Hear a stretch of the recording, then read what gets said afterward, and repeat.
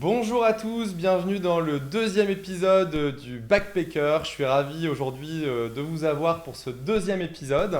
Alors on est ravi parce qu'il y a eu un vrai engouement après le premier épisode avec Alexandre Bonetti et Maëva Tordo sur le lancement. Pour rappel, le Backpacker, c'est une série qui vise à promouvoir l'entrepreneuriat, vous le savez. Oui, vous, c'est des passionnés de produits, des product people, et nous, on conçoit le produit comme potentiellement des gens qui vont pouvoir monter leur boîte. On l'a annoncé, on lance notre startup studio, et donc le Backpacker était le moyen parfait pour promouvoir l'entrepreneuriat sous toutes ses formes. La série, c'est 10 épisodes avec des guests un peu plus fous les uns que les autres. Aujourd'hui, je le dévoilerai juste après, j'ai deux invités, mais vraiment XXXL. Voilà, donc cette série, c'est en partenariat avec Madines qui a lancé sa sixième saison du Backpack. Nous, c'est le Backpacker, eux, c'est le Backpack. Et on va lancer leur petit trailer. Vous saviez que 40% des entreprises échouent dans les 5 premières années qui suivent leur création ? Et oui, l'entrepreneuriat n'est pas un long fleuve tranquille.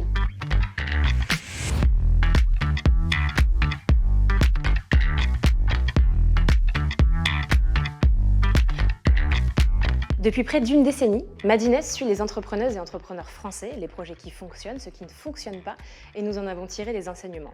Pour aider celles et ceux qui veulent se lancer dans l'aventure entrepreneuriale, nous avons créé Backpack, notre guide de l'entrepreneuriat. Imaginé à l'origine comme un annuaire de conseils et d'outils, nous avons cette année complètement repensé le format pour l'enrichir et vous accompagner pas à pas dans votre aventure entrepreneuriale.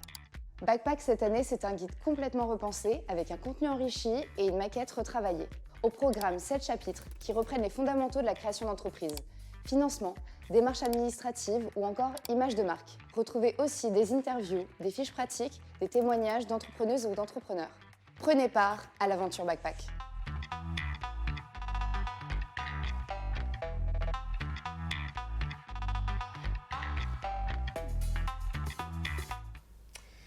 Merci Madines de nous faire confiance sur ce beau partenariat. Alors aujourd'hui, on aborde un sujet qui est extrêmement important. Forcément, je me suis posé la question, tous les entrepreneurs de la Terre se sont posé la question, comment je fais financer mon entreprise ?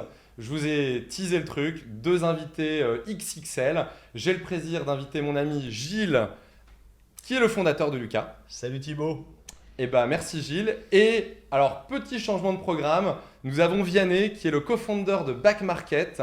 Salut. Et voilà, Thibaut a eu un petit problème perso. Je remercie d'ailleurs Back Market ils ont été méga réactifs malgré leur taille, etc. Enfin, franchement, super, c'était génial. Aujourd'hui, on aborde un thème. Alors aujourd'hui, Gilles, tu incarnes du coup le bootstrap. Et aujourd'hui, tu incarnes la levée de fonds. Alors, on ne veut pas du tout faire un épisode, j'allais dire, polémique ou quoi que ce soit. Moi, personnellement, Thibaut, et là, je parle en mon nom, c'est extrêmement important pour moi de se dire qu'il y a deux manières de financer une entreprise, notamment en plus dans la tech. On voulait donner deux points de vue pour tous les gens qui voudraient se lancer. On voit de plus en plus une tendance qui émerge, à savoir, je lance un MVP dans le domaine du product. Vous le savez, on fait du product. Et avant de lancer cette émission, quand même, je vais vous laisser vous présenter. Alors, on va te laisser l'honneur, Gilles, d'y aller en premier. Qu'est-ce que tu peux nous dire de toi et de Lucas ? Moi, je peux te dire que je suis à la tête de Lucas, que j'ai créé il y a à peu près 20 ans. Et Lucas, donc, c'est une suite de solutions RH, gestion des congés, gestion des notes de frais, plutôt à destination des sociétés de taille moyenne. Et donc, on a été bootstrappé, je pense qu'on y reviendra. Ouais. Et aujourd'hui, on est 300 personnes, un peu plus, et avec une croissance d'environ 50% à 20 millions d'euros d'ARR l'année dernière. Magnifique. Tu l'as dit, vous êtes combien de personnes aujourd'hui ? 320. Wow. 320. Ouais, ok, magnifique. Et donc du coup, tu as bootstrappé, tu n'as jamais levé de fonds. Écoute, en effet, je n'ai jamais levé de fonds. J'ai juste fait rentrer un business angel il y a 1 an à peu près. Mais ce n'était pas pour lever des fonds, c'était pour qu'il m'accompagne. Et non, j'ai bootstrappé. C'était plus subi d'ailleurs que voulu. Parce qu'au début, j'ai voulu lever des fonds. Au début, c'était il y a 20 ans.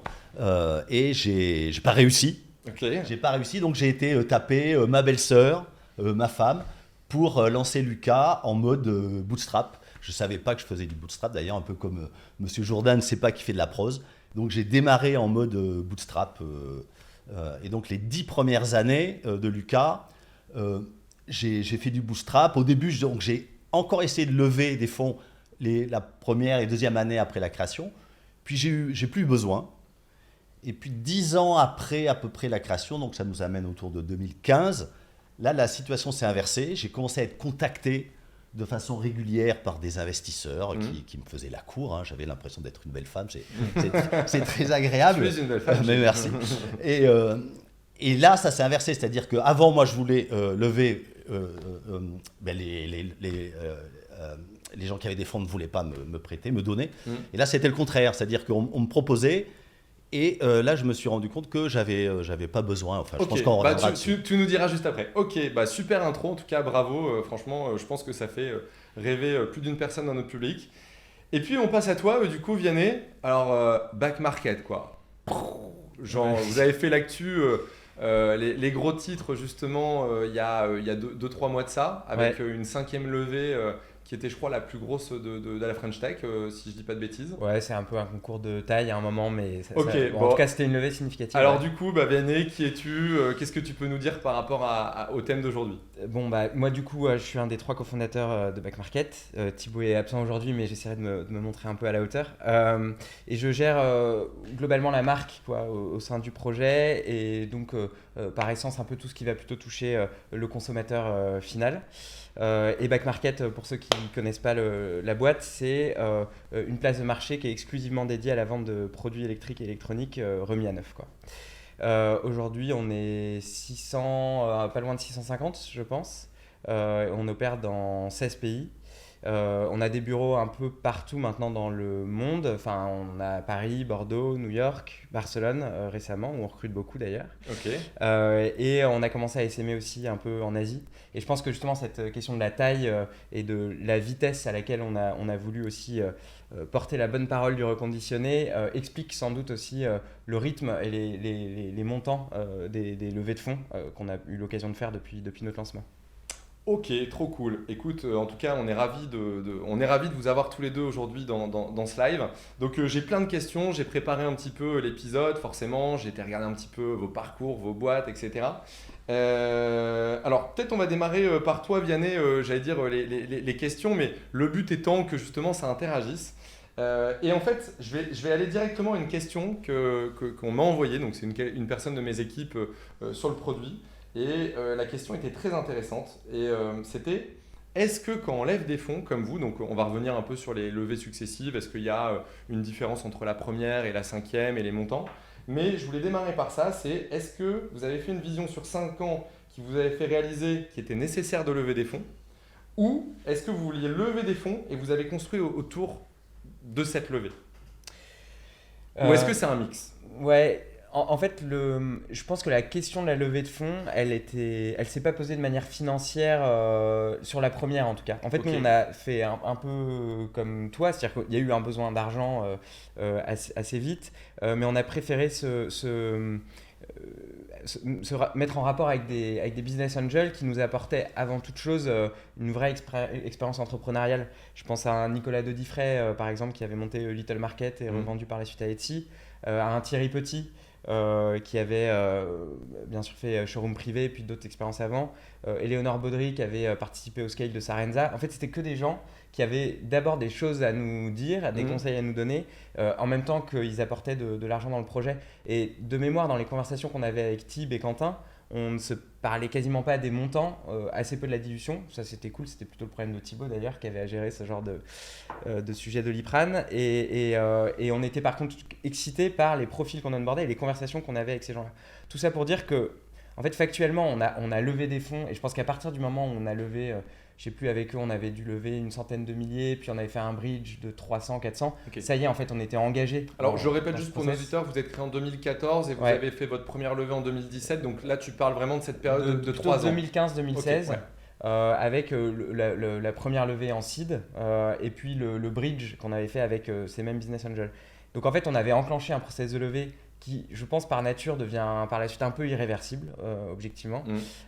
Mais on l'a enclenché sous un mode principalement entrepreneurial au début, quoi. Assez peu financier, je dirais. Okay. Bon, et après, une fois que tu as mis le beurre le doigt dans le pot de confiture, c'est compliqué de l'enlever. Mais, et on ne regrette pas d'ailleurs par la suite. Mais bon, bref, tout ça pour dire que c'était principalement un sujet entrepreneurial avant d'être un sujet financier pour nous. Ok, ouais, tu as vraiment démarré une aventure entrepreneuriale Ouais. avec des questions, j'imagine, produits, on veut un MVP, etc. Ouais, comment on s'internationalise. Le bridge, par exemple, il était fait que autour de la question de l'internationalisation. C'est-à-dire c'était que des entrepreneurs qui nous regardaient, ils disaient franchement, vous pourriez aller voir un fonds et faire une levée à proprement parler. Mais regardez, il faut tester l'Espagne, l'Allemagne, et parce que si vous croyez que ça prend, là pour le coup, la valeur de votre projet aux yeux d'un fonds devient beaucoup plus importante, quoi. Ok. Donc ça, c'est intéressant, c'est sur les débuts. Toi, Gilles, du coup, tu as démarré, tu disais, en 2002. D'ailleurs, quand on s'est vu un peu pour préparer l'interview, tu disais, à l'époque, de toute façon, la question en 2002 se posait beaucoup moins qu'aujourd'hui de lever. L'écosystème n'était pas le même. C'était un temps que les moins de 20 ans ne peuvent pas connaître. Exactement. C'était quand même il y avait quand même les technos, c'est la fin de la bulle Internet. Donc à cette époque-là, il y a quand même les technos web, il y a quelques startups, mais effectivement, quand je crée Lucas, il n'y a pas l'écosystème d'aujourd'hui où si tu veux lever, on t'aide, quoi. Ouais. Et l'argent est assez facile à trouver. À l'époque, en plus, c'était la crise 2002, c'est la bulle Internet explose. Donc là, il n'y avait pas d'argent, en fait, ou très peu d'argent. Ok. Donc la question, c'est pas. Et donc la question se pose pas. Et toi, tu fais comment? Parce que ça, c'est vraiment. Je pense qu'aujourd'hui, si on se met dans la peau de nos auditeurs, on a des product people qui se disent, ok, je suis pas riche comme Crésus, j'ai pas forcément beaucoup d'économies. Comment je me lance, quoi? Alors ce qui changeait quand même par rapport à aujourd'hui, c'est qu'il n'y avait pas de SaaS. Il y avait encore, ça n'existait pas le SaaS.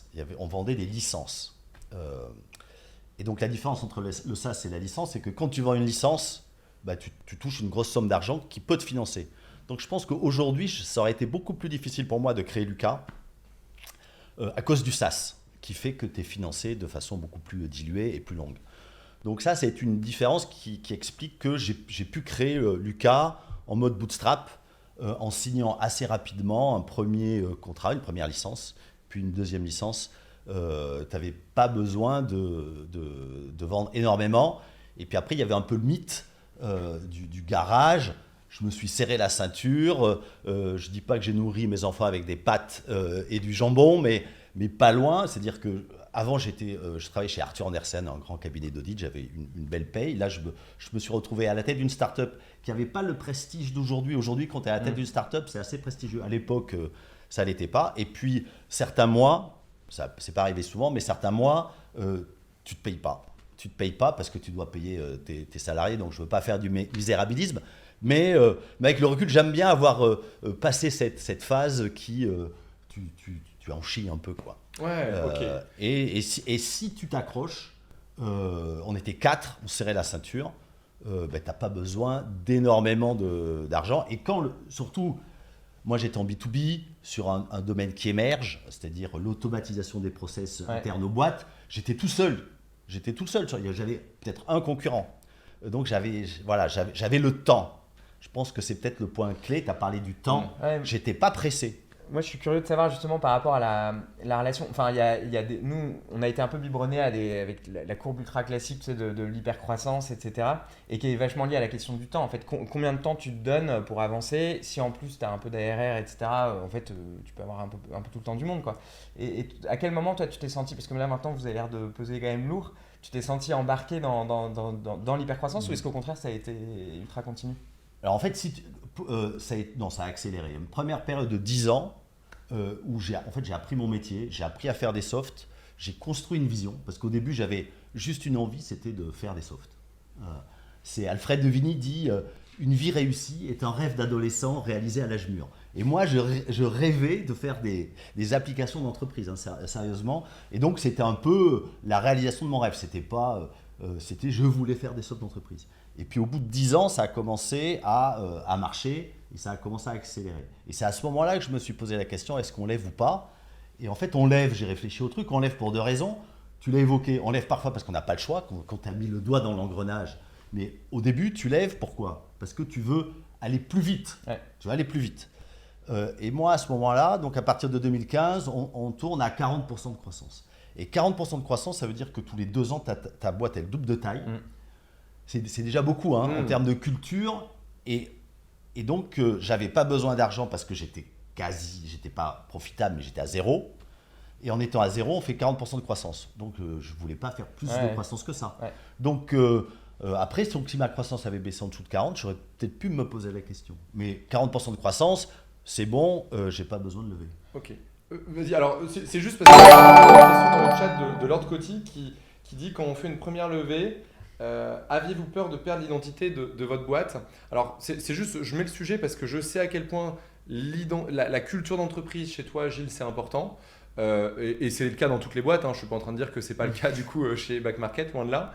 Est-ce que vous qui avez connu cette phase, tous les deux, du coup, toi pendant 3 ans, toi Gilles, de 2002 à maintenant, est-ce qu'à partir du moment où tu commences à introduire le fait de te dire tiens, on va aller lever des fonds, ça peut modifier notre culture d'entreprise? Bah ouais, la question elle se pose, en tout cas surtout sur la première où c'est quand même un peu une boîte noire avec beaucoup de fantasmes, on va avoir des financiers, qui sont ces gens, l'argent c'est sale, tout ça. Enfin en tout cas moi c'était un peu l'idée que j'avais un peu préconçue quoi, sur la question. Et une fois que tu fais les premiers meetings, en fait, tu rencontres des personnes derrière les noms des entreprises et puis tu t'aperçois que la plupart ont un vrai appétit quand même pour les entrepreneurs, surtout sur une série A. Enfin, il n'y a aucun financier que j'ai rencontré qui fait des séries A qui n'est pas excité à l'idée de participer à créer une boîte, sinon il change de métier. Et donc en fait, tu t'aperçois. Donc tu dis que les gens que tu vois, c'est pas que des financiers? Non, enfin, principalement quand on allait voir Daphne, qui est le fonds qui a investi sur la série A, qui a l'idée le tour, c'est des gens qui sont excités à l'idée de participer à créer des entreprises en fait, sous un angle financier. Donc ils ont une casquette de financier, mais c'est pas le Gordon Gekko qui trade du pétrole et du gaz sans en avoir rien à faire de la boîte qu'il a en face de lui. Et en fait, du coup, nous, on a très vite démystifié cette sorte de peut-être clash entre une culture entrepreneuriale et le monde de la finance. Et à aucun moment, moi j'ai eu le sentiment que ça a abîmé quoi, la culture interne. C'est plutôt le contraire en fait, parce que tu mets des protéines dans ta boîte et ta culture aussi, elle est protéinée. Tes fêtes sont un poil plus puissantes, tes bureaux sont un poil plus signifiants, tu peux recruter aussi des gens forts qui deviennent des piliers de ta culture. Donc j'ai plutôt l'impression que ça nous a renforcés au niveau des opérations, mais aussi au niveau de la culture plutôt. Ok, alors c'est super marrant. J'ai vu Gilles un petit peu, je le voyais Gilles qui voulait pas t'interrompre. Cette histoire de culture, alors moi personnellement, je suis aussi bien pour, je fais partie en disclaimer d'un groupe qui s'appelle le groupe Bootstrap avec Gilles, on se connaît de là d'ailleurs. Mais moi c'est très facile, j'ai une boîte qui fait du service, on parle pas de SaaS et je pense qu'aujourd'hui c'est beaucoup plus compliqué de monter un SaaS sans lever de fonds. Il y a quelques exemples, on parlait de Guillaume Moubèche avec Lemlist, Lucas mais qui a démarré bien avant, mais sinon effectivement il y a une course à la croissance. Peut-être avant de rebondir sur les hommes, la culture interne, tu parlais de soirées, de locaux, je pense que Gilles parlera de salaire aussi, où aujourd'hui c'est vrai qu'entre ceux qui lèvent et qui ne lèvent pas, il y a une différence. Moi j'avais une petite question qui était que j'ai perdue là en faisant ça. Mais vas-y Gilles, je te laisse rebondir. Je peux rebondir sur... donc tu as décrit les avantages, à ton avis, le fait que c'est compatible des VC et la culture. Je pense qu'effectivement tu as donné des bons arguments. Il y a quelques bémols quand même, et le principal, je pense, c'est que c'est l'horizon. Un VC, il investit, enfin la majorité d'entre eux, avec un horizon d'investissement qui peut ne pas être le même que celui des fondateurs et qui peut ne pas être compatible avec la croissance de ton produit. Voilà. C'est pour ça que moi, j'ai parlé de cette période de 10 ans. Si j'avais eu un VC, j'aurais pas eu cette période où j'ai construit le produit, j'ai construit, tu vois. Et là, tu aurais eu divergence d'intérêt entre l'investisseur qui, lui, quand même, s'il rentre dans ta boîte, c'est parce que tu fais de la croissance. C'est ça qui l'intéresse d'abord et avant tout. Et dans certains cas, ça peut être, pas toujours, hein, mais ça peut être en contradiction avec une vision produit. Dans certains cas. C'est certain. Nous, on a eu la chance de connaître, en fait, de rentrer dans l'histoire qu'il faut pour que ça fonctionne avec un VC. C'est-à-dire une histoire d'hypercroissance où il y a des fonds de grosses qui prennent le relais des fonds qui ont fait les séries A, etc. Et donc, il n'y a jamais eu ce moment un peu cringy où tu as le fonds qui dit « Bon, moi, je dois sortir, je dois faire un x2 en 7 ans. » quoi. Parce que Daphne, il a pu commencer à céder la place à des fonds plus gros qui prennent le relais en fait. Il y avait un scénario alternatif où en fait on ne rencontrait pas nos objectifs et où Daphne commence à regarder la montre et je pense qu'il peut y avoir des décisions compliquées. Mais je voulais quand même revenir sur un point aussi de de fantasmes par rapport à la place en fait que le financier entre guillemets ou le fonds prend dans la vie de ta boîte. Nous, on a des boards tous les 2 mois. Et on voit nos investisseurs tous les 2 mois. C'est pas des gens qui t'appellent tous les jours en te disant oula, la campagne AdWords sur l'iPhone 11 reconditionné, ça n'a pas l'air de très bien marcher. Enfin, c'est des gens qui te laissent quand même globalement assez tranquille jusqu'au jour où peut-être que là le business se retourne et ça se passe très mal. Nous, on a eu la chance pour le moment de ne pas le connaître. Je pense que quand tu vis des moments comme ça doit marquer au fer rouge. Mais bon, quand ça se passe bien, c'est des gens qui ont leur place de fonds, de financiers. Et il y a une place inouïe qui reste laissée à la culture, au projet, à l'entrepreneuriat. Okay. Et quand tu parles de ton board tous les 2 mois, est-ce que d'ailleurs vous avez des boards qui se font sans vos fonds, de manière peut-être, tu vois, vos boards stratégiques avec le comité exécutif se fait forcément avec... Ah non, ouais, on appelle ça le comité exécrable chez nous, pour histoire de ne pas prendre trop, okay. De pas se prendre trop au sérieux. Mais non, entre exécrables, on se réunit 1 fois par semaine et on se parle de tout, quoi. Et on gère la stratégie de la boîte semaine par semaine. Et par contre, ce qu'on appelle le board, c'est le CFO, les fondateurs et les fonds qui se rencontrent 1 fois tous les 2 mois. Qui est prévu quand tu fais rentrer le fonds en fait. Ouais, exactement. Et tu négocies le rôle de chaque fonds au board, qui a une place d'observateur, qui a un droit de vote. Est-ce qu'on augmente les droits de vote côté fondateur, etc. Enfin, ça, c'est des équilibres. Et après, ce qui doit jouer quand même pas mal, c'est est-ce que les fonds sont majoritaires ou pas. Enfin, ça doit aussi jouer, quoi. Alors, j'ai retrouvé ce que je voulais dire tout à l'heure. D'ailleurs, merci Gilles. En fait, ce que je voulais dire, c'est on parlait de bootstrap, levée, etc. Aujourd'hui, il y a quand même un truc qui est formidable dans la levée de fonds. C'est le fait que ça a démocratisé l'accès aussi à l'entrepreneuriat. On revient il y a 20 ans en arrière, si tu n'avais pas un petit peu d'argent ou que tu avais un très bon boulot et que tu avais mis un peu d'économie de côté, tu n'avais pas fait d'études ou tu avais fait des études mais ta famille n'était pas riche ou tu n'avais pas d'économie, c'était très compliqué de monter une boîte. Tu avais des moyens quand même, mais aujourd'hui c'est vrai qu'on peut avoir des ambitions démesurées tout en venant d'un milieu plus modeste. Et ça, c'est quand même quelque chose qu'on doit reconnaître, je trouve, aujourd'hui à la levée de fonds, c'est que n'importe qui peut avoir une bonne idée, une capacité à exécuter, qui reste quand même aussi, je pense, un des leviers qui fait la réussite d'une boîte, et se dire, ok, je vais aller voir des gens qui ont de l'argent pour m'aider à lancer ma boîte. Est-ce que toi, en 2002, c'était vraiment possible ça ? y avait, ça existait avant 2002 et ça existe depuis, mais comme je te l'ai dit, c'était en période de crise, c'était pas fréquent. Et par contre, peut-être la plus grosse différence avec aujourd'hui, c'est qu'aujourd'hui, non seulement c'est facile de lever des fonds, mais en plus, il y a un truc qui n'existait pas, même qui n'existait pas il y a 2 ans, c'est ce qu'on appelle le cash out. Hein, ça, c'est quand même quelque chose qui est assez nouveau, dont on parle assez peu quand même, hein. Il y a un petit tabou là-dessus, mais qui, pour nos auditeurs, c'est quand les fonds rentrent, ils peuvent mettre X millions en augmentation de capital, mais ces X millions, s'ils rachètent des actions détenues par d'autres fonds ou surtout par des salariés actionnaires, par les fondateurs, ça leur permet d'avoir une plus grosse participation. Et quand les boîtes ont moins besoin d'argent, c'est quelque chose qui est pratiqué et qui se pratique assez fréquemment là, depuis 1 an à peu près. Ouais. Alors peut-être là on va revenir, j'allais te poser la question de la première levée de fonds, un petit peu comment ça se passe, etc. Ça j'imagine que c'est quelque chose qui se passe quand ta boîte elle marche déjà bien, que tu as une certaine traction. Tu peux pas te cacher sur ta série A. Ouais voilà, j'allais dire, ou que tu es clair. une boîte comme toi Gilles et que tu es courtisé parce que ta boîte fonctionne très bien, etc. Mais j'imagine que c'est plutôt quand ça y est, tu es dans... Clairement. Alors tu peux peut-être nous le dire, des séries C, série D, série E, où tu commences à avoir des... Ouais, nous on a mis en place, nous on voulait que tous les employés soient actionnaires du coup, et on a pu commencer à faire des mécanismes de cash out autour de la série D et E quoi. C'est là où donc il y a eu du cash out déjà. Au bout où tu as donc, des actionnaires qui peuvent donc, commencer à monétiser les actions quoi, enfin Okay. les employés. Alors on en reparlera juste après, mais j'aimerais qu'on l'oublie pas parce que je pense que c'est un mécanisme qui peut être très intéressant quand tu lèves des fonds justement de comment tu fais venir aussi des talents dans ta boîte. Je pense que ça sera intéressant. Est-ce que tu peux juste nous raconter, parce que quand on n'est pas dans ces milieux-là de levée de fonds, qu'on n'a pas un pote qui a fait une levée de fonds ou un entrepreneur qu'on connaît, on n'a pas été dans une boîte, c'est toujours un petit peu, on voit le truc comme waouh, comment on fait quoi, comment on a accès à ces réseaux, comment ça se passe. Souvent on entend je pars un peu, alors souvent on entend le mode roadshow ou autre, en mode il faut que j'aille voir tous les fonds, ça va prendre du temps, je vais être défocus, etc. Comment ça s'est passé votre première levée vous, Alors je rappelle quand même, parce que c'est quand même impressionnant, Vous avez fait une première levée de 7 millions, donc c'est celle-là dont j'aimerais bien que vous parliez. Ouais. 41 millions, 110 millions, 276 millions. La dernière qui date de quelques mois, 450 millions. Vous avez levé près d'1 milliard d'euros. Franchement, chapeau, hein, quoi qu'on en dise. Tu disais l'argent est sale.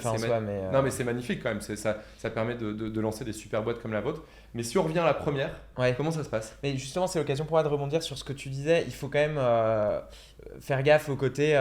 Il y a beaucoup plus de fonds, l'écosystème est beaucoup plus structuré et il y a, je pense, plus d'argent qui se dirige maintenant vers ce genre de projet.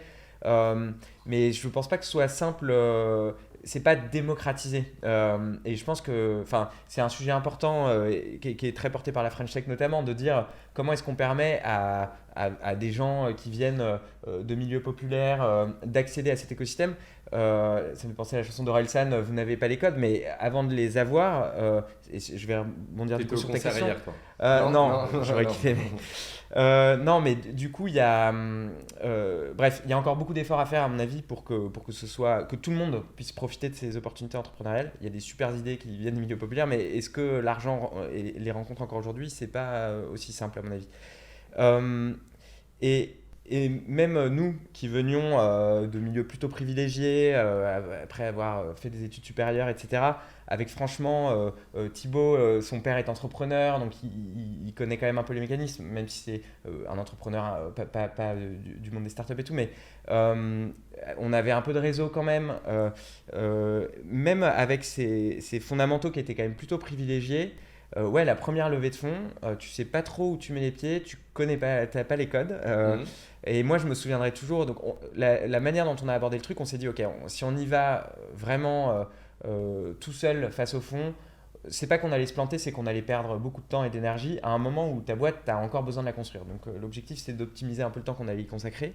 Et donc, on s'est fait accompagner d'un lever, du coup, Marc Waknin, pour ne pas le nommer. Qui nous a permis de faire deux choses. Il nous a permis de construire un storytelling de notre présentation, quoi. Donc, en fait, comment tu racontes ton histoire, passé, présente et ton futur pour qu'un fonds soit excité. Okay. Et il nous a permis de mapper l'écosystème des fonds. Parce que tu connais pas, tu sais pas qui sont les bons fonds, qui va être intéressé. Et donc, si tu prends tout le monde sur le même plan tu toques à toutes les portes, tu t'épuises. Et ça nous a permis de gagner très vite en expérience quand même, en allant voir les bonnes personnes, etc. Sans ce lever, je pense pas que la levée de fonds aurait été impossible, mais elle aurait peut-être été un peu plus compliquée. Et en fait, après la série A, on n'a plus eu besoin d'un lever. Sur la dernière série, on a fait un appel à une banque, mais ça c'est plutôt une question de montant, etc. Mais ça nous a permis d'apprendre justement les codes du milieu. Et les étapes, les étapes très concrètes de tu vas avoir un lever. Ouais. À partir du moment où tu as l'argent qui est sur ton banque, c'est quoi un peu les étapes et qu'est-ce que tu dois, je sais pas, check pour faire. J'imagine il y a plusieurs étapes avant d'avoir l'argent sur son compte quand même. Ouais, alors déjà tu te poses avec tes investisseurs actuels et tu actes le fait que ok, on va aller lever des fonds. Ça tu le choisis pas tout seul. Les actionnaires, les BA sont partie prenante de cette décision. Okay. Ensuite nous on a pris la décision d'aller voir un lever assez vite. Tu négocies quel pourcentage tu vas prendre sur la levée, etc. Donc là tu te prends un peu la tête avec le lever.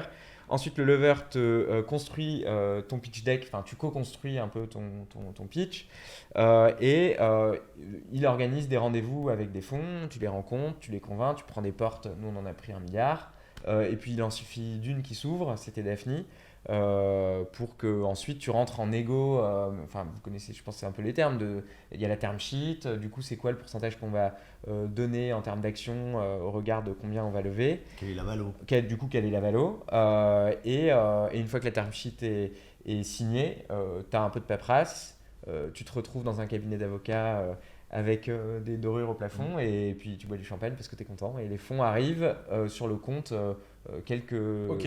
Et entre-temps, j'imagine, entre la term sheet, donc ce que tu disais, qui est un peu les montants sur lesquels tu vas t'engager des deux parties, il y a quelqu'un qui vient auditer ton entreprise Ah ouais, bien sûr, ouais. J'oubliais, une fois que la term sheet est signée, tu as ce qu'on appelle la due diligence. Bon, en fait, le fonds a posé les questions cruciales en amont. Il ne va pas te signer une term sheet qui l'engage quand même pas mal, et ça engage sa réputation en fait. Rompre une term sheet pour un fonds, c'est un geste fort. Ça arrive ? Oui, ça peut arriver, mais c'est en fait si tu n'as rien caché en tant qu'entrepreneur, une fois que le fonds a posé ses questions un peu critiques, il est quand même allé dans le fond de ton BP, dans ton plan market, etc. Il y a la période de due diligence où le fonds va engager un cabinet d'audit pour s'assurer qu'il n'y a pas de faille de sécurité, que les finances sont à l'endroit, que la compta aussi, etc. Mais encore une fois, s'il n'y a pas de cadavre dans le placard, c'est quand même pas l'objectif. La période de due diligence, elle est plus procédurière que décisive, quoi, dans le. Mais ça doit quand même. Je pense que tout le process doit bouffer pas mal de temps aux entrepreneurs. Hein. Ouais, surtout au début. Ça, c'est un choix qu'il faut faire, hein, parce Ouais. qu'effectivement, tu vas chercher ton argent soit auprès des clients, soit auprès des fonds. Tu préfères aller le chercher auprès des clients. Hein, Ouais, c'est plus simple. Oui, voilà, c'est plus simple. Donc il faut arbitrer ça aussi, quoi. Surtout au début où tu n'as pas de CFO, en fait toutes les fonctions qui sont quand même très sollicitées en période de due deal, je sais pas, ton directeur de la sécurité informatique, ton CFO, etc., bah, tu les as pas en fait, c'est toi qui gères ça un peu en direct. Et donc tu es particulièrement sollicité sur les séries A Ok. et B, quoi. Si on veut un peu estimer, tu vois, votre première levée c'était 7 millions d'euros, ce qui est déjà une belle, Ouais, une on belle était série content à A. l'époque. Ça prend combien de temps au global, tu vois 6 mois, je dirais. 6 mois pour une personne ou il y a tous les cofondateurs sont dans ces cas-là, vous êtes Non, trois? alors c'était Thibaut et moi un peu en couple, quoi, sur la série A et B. Moi, je suis pas financier, je suis pas un très bon sales, en toute transparence. J'aime beaucoup être très direct avec les fonds, donc je pense qu'il y avait même des moments où je pouvais être contre-productif. D'accord. Et donc sur les séries C, D, E, ça a plus trop de sens que je prenne le truc en direct. Donc tu rencontres à un moment les fonds parce qu'ils ont envie de rencontrer les fondateurs. Mais j'étais beaucoup moins décisif dans le process. Sur la série A, c'était Thibaut et moi très sollicités, moi beaucoup dans l'écriture du pitch, etc. Et puis les rencontres avec les fonds. Et c'est 6 mois, je dirais, entre le moment, c'est tout compris, où tu prends la décision, t'actes la décision que tu allais chercher les fonds, et le moment où les fonds atterrissent sur le compte en banque. Mais c'est Ok. 4 mois de vraie intensité de travail. Ok, Voilà. intéressant. Tu te défocuses pendant ce temps-là ou t'arrives quand même. Enfin, on entend souvent que c'est un bon moyen de se défocus, d'aller chercher des fonds. Alors, c'est l'avantage quand même d'être plusieurs, c'est-à-dire que je pense que justement le fait de pouvoir se répartir un peu la charge entre Thibaut et moi, plus le lever et tout, c'était quand même l'occasion de rester bien concentré sur la boîte. Mais ouais, par nature, c'est du défocus, mais on peut y revenir un peu plus tard. C'est quand même aussi l'occasion de faire de la strat à un moment où tu n'as pas l'habitude d'en faire, mais de faire une strat très opérante. C'est-à-dire ce moment du pitch deck de dire en fait comment je raconte l'histoire qui s'est déroulée sur les derniers mois et comment je raconte ou je pense un peu le futur pour le rendre convaincant. En fait, c'est aussi des moments où tu te dis, bah tiens, l'internationalisation, qu'est-ce qu'on va faire vraiment? Alors, ça ne veut pas dire qu'on ne se pose pas ces questions-là, évidemment, en dehors d'un process de levée de fonds, mais le process de levée de fonds, il t'oblige à avoir des réponses assez Ouais, fermes Tu remets une loupe vraiment et très sur, articulée. ok. Donc, mine de rien, c'est aussi l'occasion de penser ta boîte et de la construire, quoi. Ok, Encore ouais. une fois, c'est pas que de la finance. Ok. Ok, super cool. Toi, Gilles, du coup, pour reprendre, on va dire, tu vois, Ouais, le contre-pied. Bah, en fait, tu vas voir ta banque, toi, pour te financer? ben voilà. Alors, il y a aussi un défocus quand tu es autofinancé, parce que tu dois trouver le cash. Donc tu vas pas avoir les fonds. Et tu as d'autres moyens de trouver du cash. Alors moi j'ai un parcours, j'ai été auditeur pendant 10 ans, directeur financier, donc c'est un domaine que je suis assez à l'aise. Et donc le premier moyen de financement classique, traditionnel, c'est emprunter auprès des banques. Ouais. Alors là, c'est pas très compliqué. Les banques, ils te prêtent que si tu n'as pas besoin d'argent. Ça, c'est le truc que j'ai appris. Tu vas voir une banque, si tu n'as pas besoin d'argent, ils te prêtent. Donc tu vas pas leur dire j'ai pas besoin d'argent en leur demandant de te prêter de l'argent parce que c'est un peu schizophrénique. Mais en gros, ce que je faisais, c'est que un an sur deux, je me débrouillais pour sortir un beau compte de résultat. On investissait un petit peu moins, on prenait un petit peu moins de risques. Et donc j'avais un truc à zéro, un compte de résultat à l'équilibre. Et ensuite, j'allais voir le banquier. Ouais.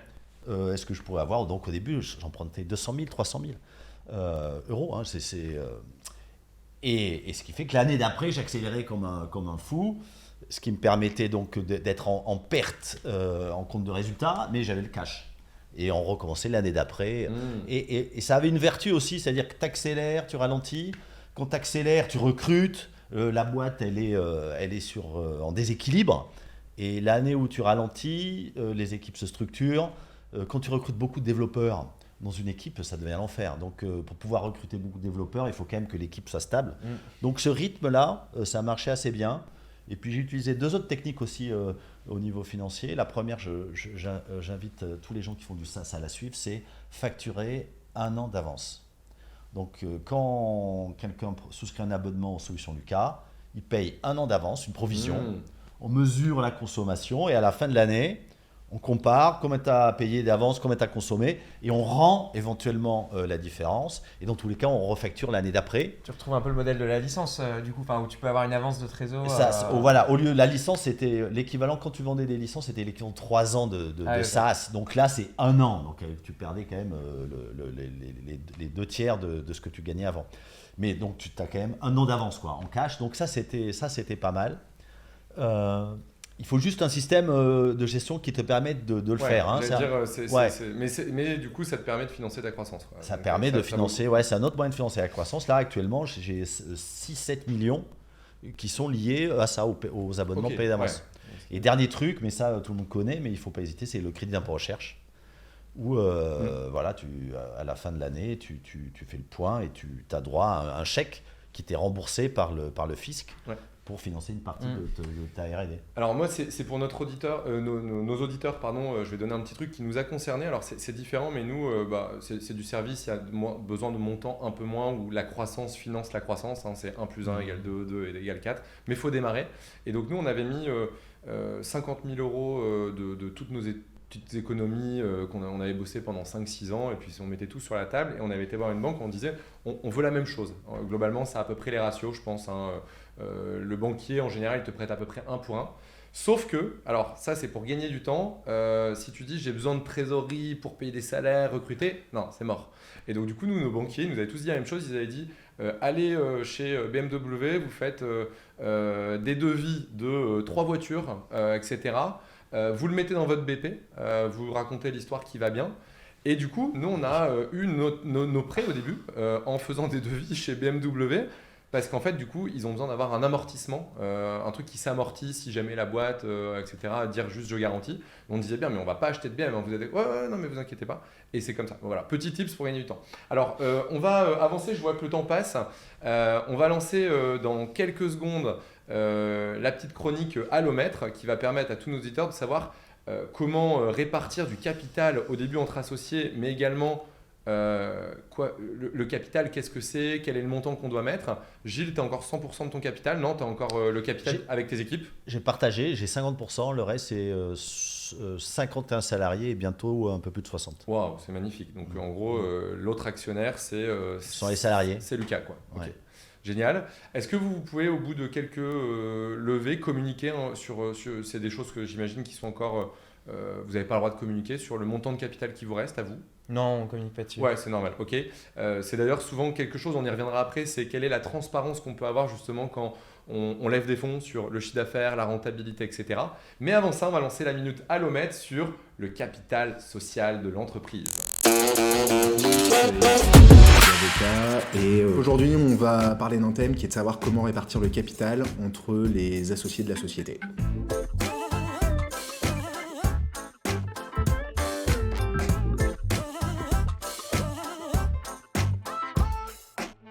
Le capital social, c'est la mise de départ, on va dire, que vous allez mettre dans votre boîte. Le capital social, il doit être défini en fonction de votre projet, encore une fois. Donc on en revient toujours au même sujet, c'est quoi votre business plan? Et c'est les sommes que vous engagez à titre personnel. Donc ça peut être des sommes en numéraire, donc ça peut être du cash que vous avez, vous apportez directement 1 000 €, 10 000 €, 50 000 €. Vous pouvez aussi apporter des biens que vous avez en nature. Par exemple, vous avez développé, je sais pas moi, du code informatique ou un brevet. Vous pouvez l'apporter, le faire valoriser et ensuite l'apporter directement dans le capital social de la société. Ça s'appelle des apports en nature. Et ensuite, la troisième faculté pour apporter en capital, c'est des apports en industrie. Et du coup, là, c'est de dire, je bosse, donc j'ai des parts de capital. C'est un petit peu plus rare et les parts en industrie, ça a pas mal d'inconvénients. Ce que vous verrez surtout au moment de la création, c'est de l'apport en numéraire et de l'apport en nature.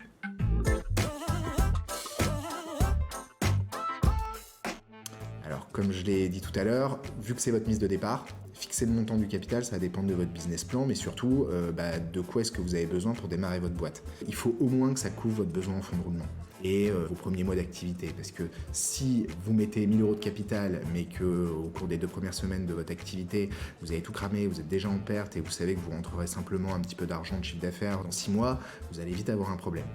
Donc il faut véritablement se dire que le capital social, le montant, c'est aussi une question de crédibilité vis-à-vis des institutions financières. Donc si vous voulez avoir des prêts de la part de banquiers, il faut quand même un petit peu se mouiller au niveau de son patrimoine personnel. Donc aujourd'hui, on peut créer des boîtes avec un capital d'1 €, mais au final, on en voit peu, même si cette possibilité, elle a été offerte par la loi. Alors, au moment où vous allez constituer votre boîte, c'est hyper important de bien définir la répartition capitalistique entre les différents associés.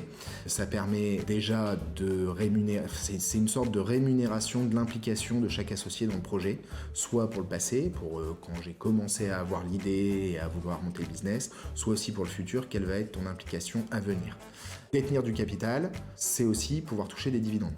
Si on prend une solution simple dans la plupart des constitutions de société, on dit tout de suite qu'une action, ça donne droit à un droit de vote et ça donne droit du coup à la même quotité au niveau des distributions de dividendes.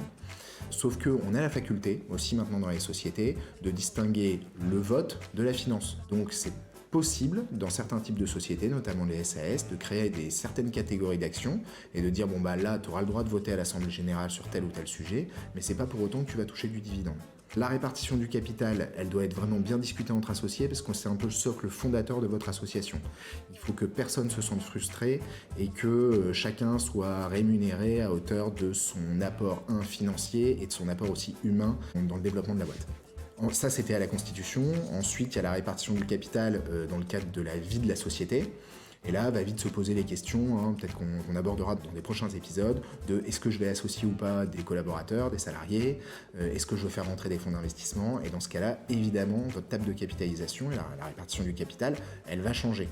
Toujours avoir une bonne vue sur ça pour savoir où est le pouvoir, c'est-à-dire on peut créer des groupes d'actionnaires qui, à eux tous, détiennent en réalité la majorité, et du coup ont le pouvoir dans la boîte. Voilà.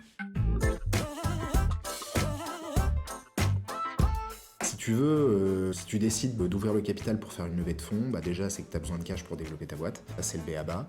La première chose à faire, c'est de valoriser ta société.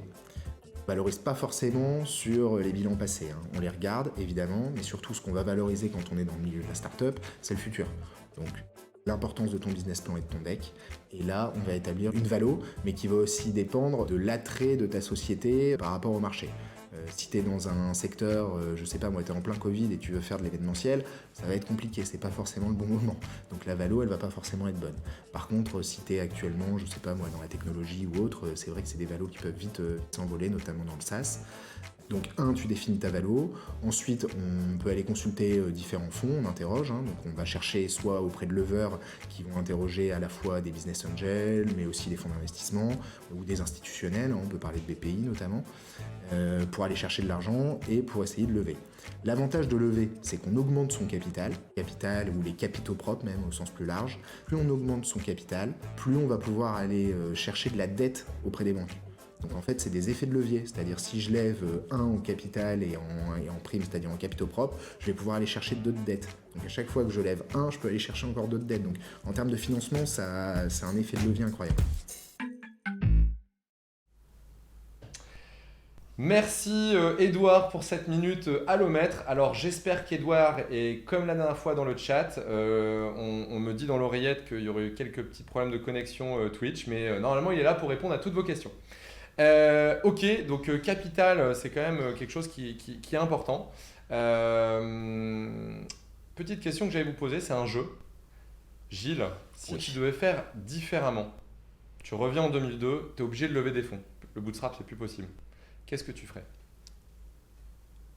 Alors, la question est très dure, parce que ouais.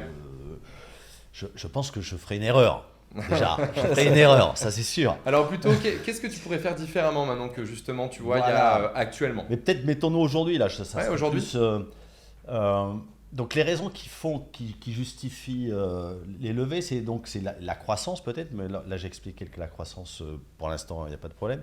Mais, et tu l'évoquais pendant la pause, il y a le contexte concurrentiel. Que font les concurrents? Quand tu joues en première division, les budgets peuvent monter et il y a une sorte de course à l'armement. Et dans certains cas, si tu veux rester dans la course, peut-être qu'il faut réfléchir à ça, quoi. Donc ça, c'est un élément qui pourrait j'ai toujours fait gaffe de jamais dire jamais, hein, ou de jamais dire Fontaine, je ne boirai pas de ton eau. Et puis, à partir d'une certaine maturité, le financement par levée de fonds, ça peut être une alternative à un financement traditionnel, finalement. Et là, tu vas mesurer les coûts respectifs et la capacité à te faire financer. Et en ce moment, il faut dire, même si ça a peut-être récemment un peu bougé, les valorisations, ce qu'on appelle le coût du capital, donc en gros, les valorisations des boîtes sont assez attractives pour ce genre d'opération. C'est pour ça qu'il y en a énormément d'ailleurs. Ok. Oui, parce que du coup, toi, Gilles, en tant que fondateur bootstrap de ton entreprise, j'imagine que tout ton patrimoine est dans cette entreprise. Exactement, Ouais. 100%. 100%. Ouais, Voilà. ok. Donc c'est aussi un moyen peut-être de se dérisquer ou si tu voulais faire différemment, c'est peut-être un moyen de se dérisquer, mais c'est aussi un moyen peut-être d'être en concurrence avec des boîtes qui elles lèvent. Oui, voilà, ouais, exactement. C'est-à-dire que, dérisquer, c'est une vraie question.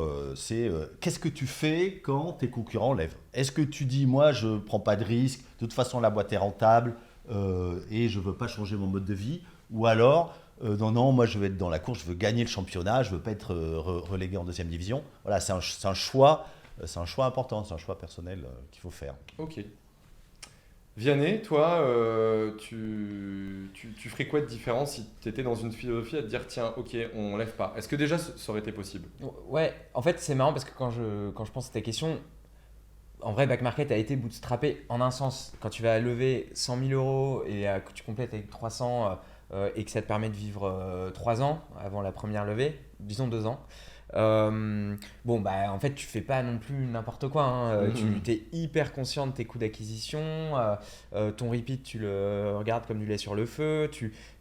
Bref, les locaux, tout ça. Il n'y a pas un. Repeat pour nos auditeurs. Le retour le nombre de consommateurs qui ont acheté en année 1 et qui reviennent en année 2 par exemple.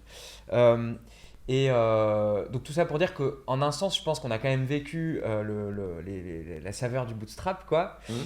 Et c'était une période qui était super aussi parce qu'on était peut-être plus concentré, un peu moins nerveux sur les chiffres. La grosse différence, je pense, c'est l'international. Si je devais dire une différence vraiment majeure, et le passage à l'échelle que nous a permis de faire la levée de fonds, c'est d'abord le fait d'ouvrir des pays et d'avoir envie de les faire grossir. À partir du moment où tu fais de l'international, les maux de tête arrivent. Tout devient infiniment plus compliqué, que ce soit d'un point de vue tech, je ne suis pas techos mais ça a l'air, mais même d'un point de vue communication, enfin moi je suis plutôt là-dessus, les traductions, l'adaptation, l'acculturation du machin et tout. En fait, toutes les conversations deviennent beaucoup plus complexes et je pense que la grosse différence, on aurait pu garder un back market relativement bootstrappé ou faire des petites levées ou aller chercher de la dette, etc. Mais on serait resté franco-français. Ça n'aurait pas été une triste histoire, on aurait été assez heureux. On aurait été racheté, à mon avis, par un concurrent qui aurait levé beaucoup plus en se disant tiens, il y a un beau modèle, et puis ces idiots, parce qu'ils nous auraient traités d'idiots, n'ont pas envie de prendre la place en Allemagne ou aux US, nous on va aller lever de l'argent et puis on va envahir la France. Mais on aurait été heureux jusqu'à ce rachat, je pense. On aurait fait un truc franco-français qui aurait bien marché. Ok, super cool. C'est marrant parce que souvent, un petit peu à l'image de vos deux discours, quand on parle de bootstrap, tu parlais de saveur. Nous, on fait partie d'un groupe bootstrap avec Gilles. Souvent, en général, ce qui ressort du côté bootstrap, c'est le côté liberté. Ouais. Le côté être libre de pouvoir prendre ses décisions, etc. Après, on entend effectivement aussi l'inverse, le pendant de quand tu es bootstrap, il faut accepter peut-être aussi d'aller moins vite. Et quand tu as un marché qui est un peu winner takes all ou autre, et souvent ça peut être le cas souvent dans le domaine de la tech et du SaaS, c'est pas possible. Moi j'ai une question, alors elle est très personnelle, c'est vraiment ce que je me suis posé quand j'ai vu en janvier 2022 l'arrivée de vos 450 millions d'euros pour la série D, série E pardon. Ouais. Qu'est-ce qu'on fait avec 450 millions d'euros sur son compte en banque? Est-ce que tout de suite c'est quelque chose, tu vois, où on se dit ok, c'est quelque chose qui va arriver petit à petit? Est-ce qu'on a vraiment d'un coup 450 millions? Est-ce qu'on sait exactement dans quoi on va le dépenser? Est-ce qu'on peut pivoter par rapport à, tu vois, on a eu de l'argent qui a été prêté pour telle raison, par exemple internalisation, j'ai regardé un peu vous, c'était peut-être logistique, etc. Est-ce qu'on peut se dire ah non tiens en fait je veux les utiliser pour autre chose, un peu l'image des BM, tu vois, avec est-ce qu'on peut changer? Est-ce qu'on est libre?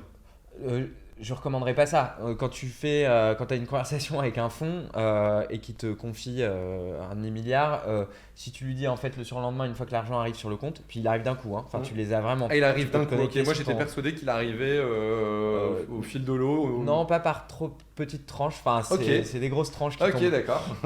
Et donc, tu vas pas dire au fond, en fait, toute l'histoire que je t'ai racontée sur les 2 derniers mois, bah non, on va faire autre chose. Et on va se mettre à vendre du neuf, par exemple.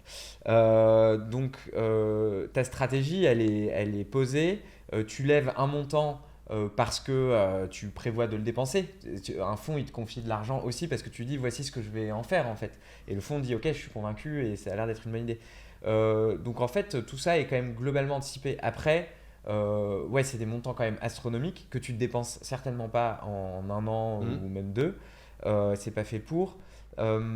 Mais bon, dans le cas particulier de Back Market, nous, il faut quand même garder en tête qu'on n'est pas une place de marché comme une autre et on se pense de plus en plus, et c'est ce qu'on est en train de devenir, une sorte d'infrastructure quasi industrielle pour le compte de nos marchands et des clients. C'est-à-dire qu'on a 1 milliard de services à développer pour aider nos marchands à mieux se sourcer, à mieux avoir une politique de qualité plus efficace, aux clients de pouvoir avoir des services de réparation exclusifs, etc. En fait, tout ça, c'est des services qu'on doit développer. Tu parlais de la logistique aussi, qui sont autant de petites boîtes dans lesquelles on investit, quoi. Donc, j'ai presque l'impression de ne pas avoir un gros bloc de 450 millions qui vient nourrir une sorte de monolithe de marketplace. J'ai l'impression d'avoir beaucoup d'argent, mais que je vais envoyer par petits paquets sur des boîtes dans la boîte que je dois faire grossir pour continuer de lever mes barrières à l'entrée, quoi, versus la concurrence. Ok. Et autre question très personnelle, tu n'es pas obligé d'y répondre, mais en tout cas que je me suis posée, quand on a levé, on est entrepreneur, qu'on est dans tous les journaux, la French Tech, etc., et qu'on a levé plus d'1 milliard, est-ce qu'on a le sentiment que Vianney, Thibaut, et j'ai oublié Benoît, je crois, votre dernier, Quentin, pardon, on passe encore les portes, enfin tu vois, genre, est-ce que vraiment il n'y a pas quelque chose qui change même d'un point de vue de tes salariés qui te voient peut-être un peu différemment, enfin comment on le ressent en fait? Quentin est devenu un connard. Non, je rigole. Non, pas du tout. Pas du tout, parce que c'est progressif déjà, en fait. Franchement, tout ça se fait sur 7 ans. Il devient connard progressivement. Ouais, exactement. C'est comme les cheveux qui blanchissent, tu vois, tu les vois pas venir. Non, pas.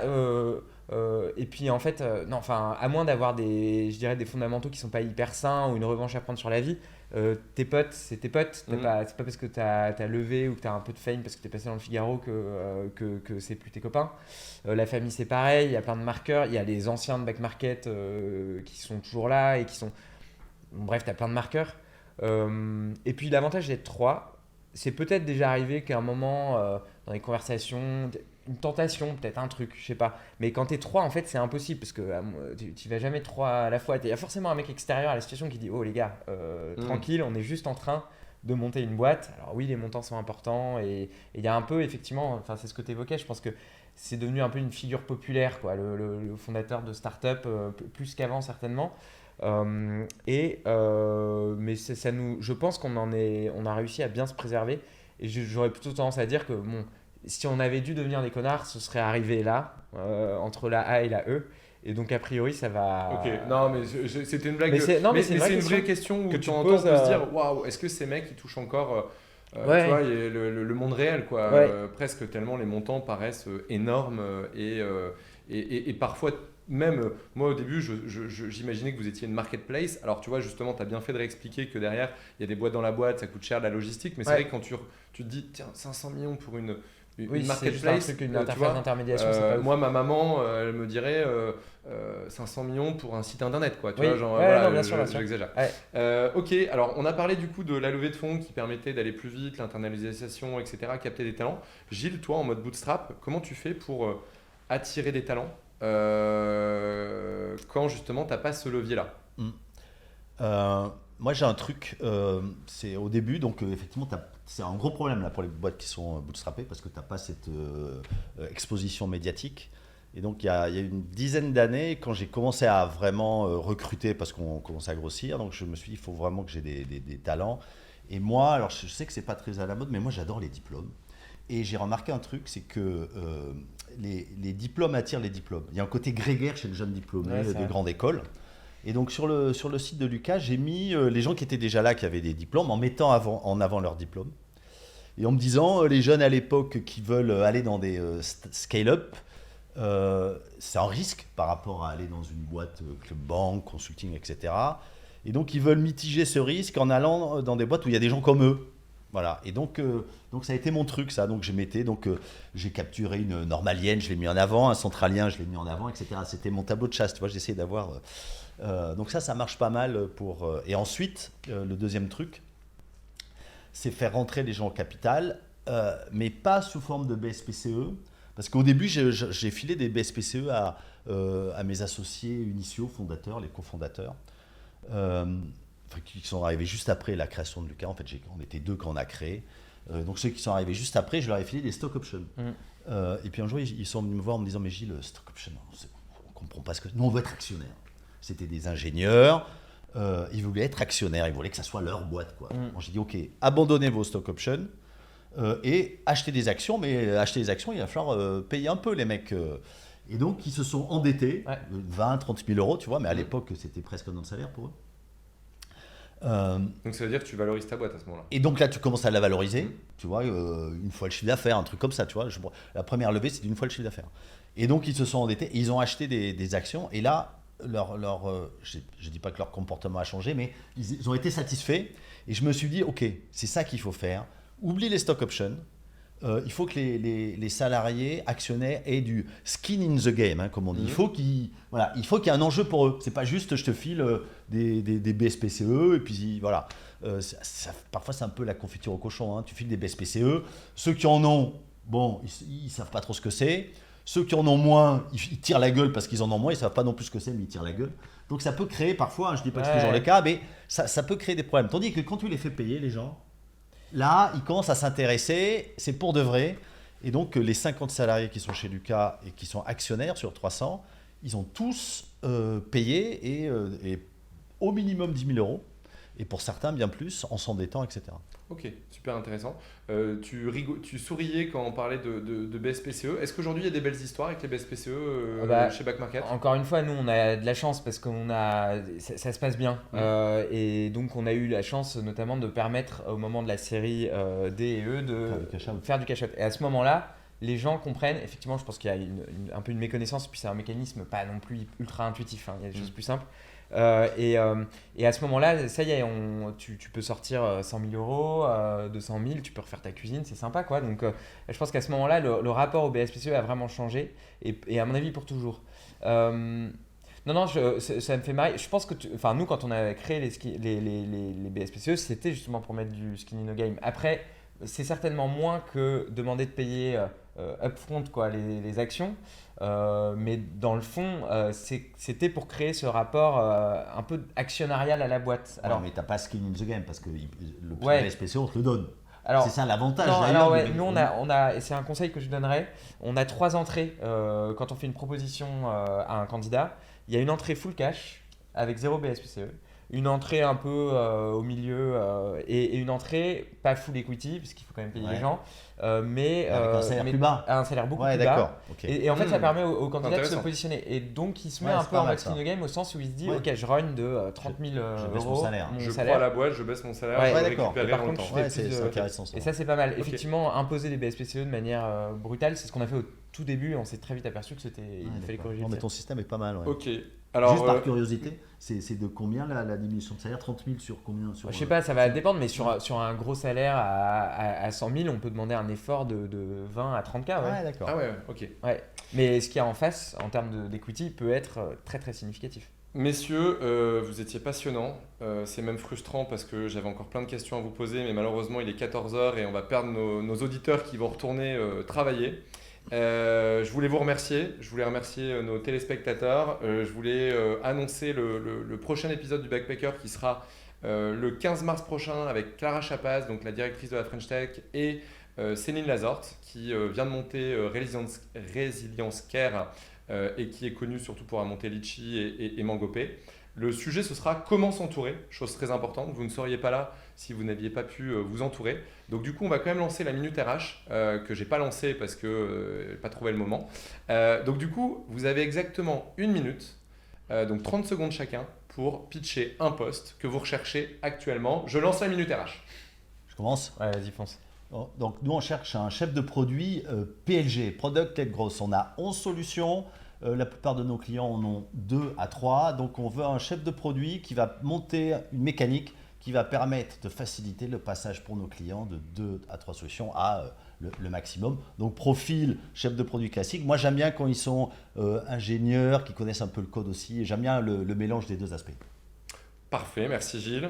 Vianney? Moi, je lance un appel à tous les designers. S'il y en a qui nous écoutent, on cherche notamment un senior design manager pour être un peu le chef d'équipe sur une tribe consumer, quoi. Donc, toutes les interfaces qui touchent le client final, être en mesure d'attirer des talents pour qu'ils rejoignent ta future équipe, et puis une capacité d'inspirer tous les product designers, histoire de faire vivre la marque et pas de se contenter de copy and paste les interfaces d'Amazon.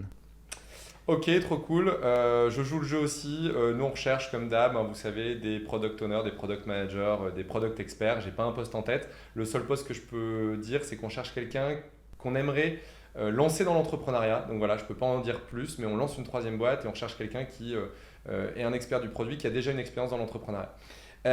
Merci 1000 fois, messieurs, c'était canon. J'étais ravi de vous avoir, c'était super agréable. Merci pour votre sincérité, parce que c'est un sujet qui peut faire un peu peur. Bootstrap, bête levée, vous auriez pu vous dire c'est quoi le traquenard, c'était pas le but. J'espère que ça a plu à nos auditeurs qui étaient nombreux, merci à vous.